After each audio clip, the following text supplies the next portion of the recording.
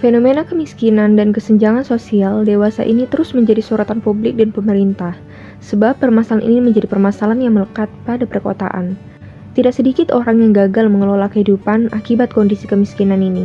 Kemiskinan berhubungan erat dengan keterbelakangan ataupun ketertinggalan.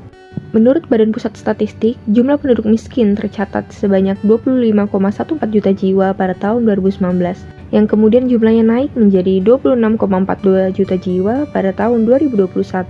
Hal ini juga ditandai dengan tingkat ketimpangan pengeluaran penduduk Indonesia yang diukur dengan Gini rasio semakin meningkat setiap tahunnya. Pada tahun 2019, tingkat ketimpangan tercatat sebesar 0,38, pada tahun 2020 naik menjadi 0,381 dan pada tahun 2021 rasio Gini tercatat sebesar 0,38. Ini artinya ketimpangan ekonomi semakin melebar karena mendekati standar Gini rasio yakni 1. Garis kemiskinan menunjukkan konsumsi komoditas pangan tertentu yang dinyatakan dengan kalori. Dengan begitu, garis kemiskinan di perkotaan lebih tinggi daripada garis kemiskinan perdesaan maupun nasional, sebab pengeluaran di perkotaan lebih mahal dibandingkan rata-rata nasional, apalagi jika dibandingkan dengan perdesaan. Berdasarkan survei persepsi yang dilakukan Lembaga Survei Indonesia atau LSI, sebanyak 91,6% responden mengakui distribusi pendapatan tergolong cukup tak setara dan tak setara sama sekali, yang menunjukkan bahwa telah terjadinya kesenjangan pendapatan di masyarakat, yang hal tersebut menjadi faktor penyebab terjadinya kesenjangan sosial. Rendahnya tingkat pendapatan per kapita sendiri disebabkan oleh beberapa faktor, antara lain rendahnya pendidikan masyarakat yang biasanya hal ini disebabkan oleh adanya anggapan bahwa pendidikan tinggi itu tidak penting, jumlah penduduk yang terlalu banyak yang menyebabkan minimnya lapangan pekerjaan dan adanya keterbatasan sarana dan prasarana fisik, serta kekurangan modal atau miskin secara alami.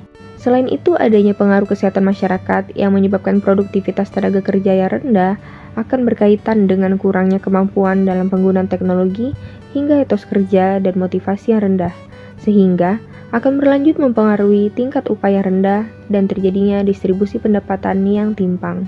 Dengan faktor-faktor struktural tersebut, menurut Oscar Lewis meyakini bahwa kemiskinan dan kesenjangan sosial lahir karena penderitaan ekonomi yang berlangsung lama. Sehingga permasalahan kemiskinan dan kesenjangan sosial sesungguhnya lahir dari persoalan kultural dan struktural yang terdapat dalam masyarakat.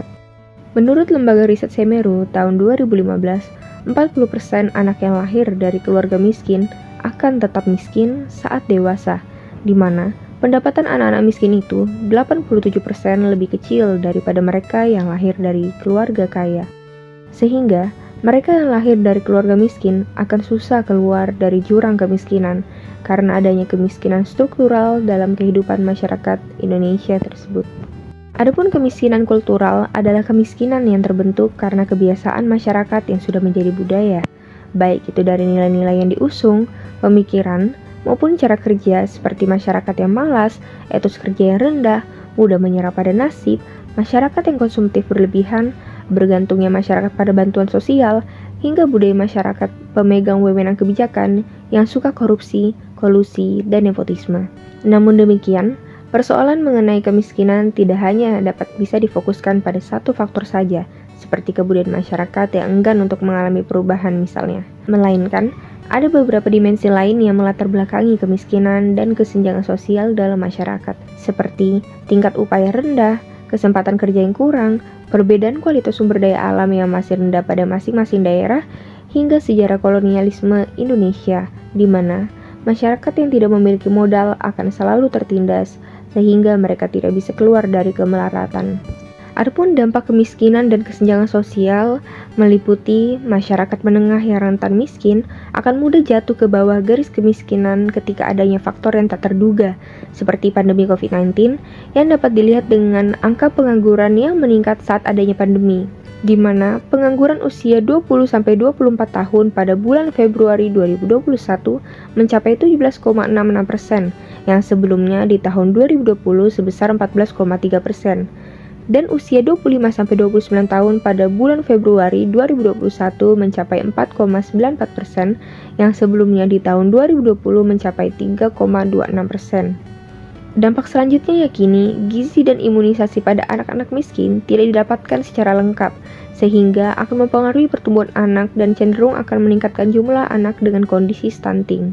Berikutnya, yakini rata-rata masyarakat miskin yang tidak memiliki akses air bersih dan sanitasi yang baik, yang kemudian akan berdampak pada tumbuh kembang anak-anak. Dan terakhir, yakini pola pikir dan pola kehidupan yang keliru. Masyarakat miskin khususnya seringkali terjebak ke dalam pola pikir yang menghambat mereka sulit keluar dari kondisi kemiskinan, seperti sikap pasrah dan terima nasib. Secara teoritis, kemiskinan dapat ditanggulangi melalui pertumbuhan ekonomi di suatu negara. Surplus modal yang dihasilkan melalui pertumbuhan ekonomi diharapkan dapat mengentaskan kemiskinan melalui alokasi atau investasi modal khusus untuk pemberdayaan masyarakat miskin. Tabungan dan investasi penting dalam pertumbuhan ekonomi, sebab jika tabungan dan investasi rendah, maka pertumbuhan ekonomi juga akan rendah. Seperti negara Jerman yang memiliki tax ratio lebih dari 50%, sehingga mereka bisa melakukan pendekatan bantuan untuk mengentaskan kemiskinan dan kesenjangan sosial dengan tabungan mereka seperti penghidupan yang layak, hak atas pekerjaan, dan dana pensiun. Namun, Indonesia belum dapat mengadaptasi langkah Jerman tersebut. Jika ingin mengadaptasi solusi dari Jerman, maka yang dapat diadaptasi adalah penjagaan kualitas anak sejak lahir. Sehingga investasi pada program stunting adalah prioritas yang dapat dilakukan oleh pemerintah. Sebab segala bentuk investasi berupa jaminan sosial kesehatan atau research kepada ibu yang sedang mengandung hingga 1000 hari sejak kelahiran bayi tersebut akan berdampak pada kualitas bayi itu menjadi manusia ke depannya dalam jangka yang panjang. Mengapa penanganan stunting ini menjadi salah satu solusi dalam pengentasan kemiskinan dan kesenjangan sosial? Sebab ketika balita stunting tersebut beranjak dewasa, maka akan menjadi pribadi yang kurang produktif dan edukatif, serta rentan terhadap penyakit. Selanjutnya, langkah yang juga harus dilakukan adalah menciptakan iklim berusaha dan investasi yang kondusif. Kondisi aktual di daerah Indonesia yang kerap terjadi konflik tentunya akan mempengaruhi kondisi strategis yang menjanjikan untuk iklim usaha bagi para investor untuk dapat dibukanya lapangan pekerjaan di daerah tersebut. Langkah berikutnya yang dapat dilakukan yakini mewujudkan pemberdayaan masyarakat. Di tengah keberlimpahan sumber daya alam di Indonesia dan banyaknya penduduk, hal ini seharusnya bisa menjadi aset bangsa sebagai instrumen pembangunan melalui pengimplementasian konsep entrepreneur atau kewirausahaan dalam pemberdayaan masyarakat, sehingga diharapkan dapat memicu kreativitas, inovasi, dan kemampuan dalam mengelola sumber daya alam, serta mengkonversinya menjadi modal, sehingga akan diperolehnya konsep usaha yang berkelanjutan melalui kemandirian masyarakat yang telah berdaya nantinya. Langkah selanjutnya yakini pemberantasan korupsi yang menjadi penyakit yang sangat sulit untuk dihilangkan di beberapa negara berkembang termasuk Indonesia. Korupsi secara langsung maupun tidak langsung berpengaruh besar terhadap kemiskinan. Dengan adanya mekanisme kontrol serta optimalisasi kewenangan lembaga pemberantasan korupsi, diharapkan dapat setidaknya memperkecil budaya korupsi. Berikutnya, yakini dengan pemerataan pembangunan.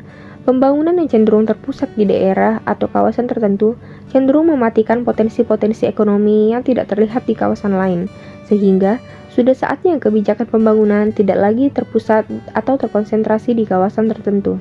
Berikutnya, menurut Badan Pusat Statistik, upaya yang perlu dilakukan dalam penanggulangan kemiskinan yakini melalui pengintegrasian program-program penanggulangan kemiskinan, seperti perbaikan basis data untuk targeting dan penyaluran non-tunai melalui satu kartu, penyaluran PKH yang terintegrasi dengan bantuan lain untuk mendorong akumulasi aset atau tabungan dan akses layanan lainnya, reformasi subsidi pangan dan energi yang tepat sasaran, serta optimalisasi penggunaan dana desa.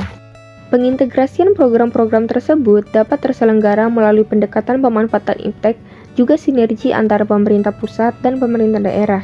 Dengan adanya data terpadu kesejahteraan sosial atau DTKS, yang merupakan sistem data elektronik yang memuat sejumlah informasi meliputi sosial, ekonomi, dan demografi yang dihimpun dari 99 juta individu dengan status kesejahteraan terendah di Indonesia, maka saat ini lebih memungkinkannya untuk dilakukan pengintegrasian data secara cepat dan akurat jika pelaksana daerah yakini SKPD terkait seperti Dinas Sosial setiap kabupaten atau kota dapat menyelenggarakan program-program ini dengan benar, sebab kualitas data yang dihimpun pada DTKS nantinya akan mempengaruhi ketepatan penerima manfaat yang menjadi kunci pokok dalam upaya perlindungan sosial. Adapun beberapa program yang diinisiasi oleh Kementerian Sosial RI dan diselenggarakan oleh Dinas Sosial masing-masing daerah di Indonesia, yakni PKH dan BPNT. Menurut Peraturan Menteri Sosial Republik Indonesia Nomor 1 Tahun 2018, Program Keluarga Harapan atau PKH merupakan program pemberian bantuan sosial bersyarat kepada keluarga kurang mampu dan rentan dengan bantuan sosial berupa uang dan diberikan kepada keluarga dan atau seseorang miskin, tidak mampu dan atau rentan terhadap risiko sosial. Sasaran dari bantuan ini sendiri yakni penduduk yang berkriteria sebagai ibu hamil atau menyusui dan anak berusia 0 sampai dengan 6 tahun untuk komponen kesehatan. Penduduk sebagai anak sekolah dasar, sekolah menengah pertama hingga sekolah menengah atas, dan anak usia 6 sampai dengan 21 tahun yang belum menyelesaikan wajib belajar 12 tahun untuk komponen pendidikan, serta penduduk yang lanjut usia dengan usia mulai 60 tahun dan penyandang disabilitas dengan diutamakannya disabilitas berat untuk komponen kesejahteraan sosial. Kemudian menurut Peraturan Menteri Sosial Republik Indonesia Nomor 20 Tahun 2019, bantuan pangan non-tunai atau BPNT adalah bantuan sosial yang disalurkan secara non-tunai dari pemerintah yang diberikan kepada keluarga penerima manfaat setiap bulannya melalui uang elektronik yang selanjutnya digunakan untuk membeli bahan pangan yang telah ditentukan di e-warung.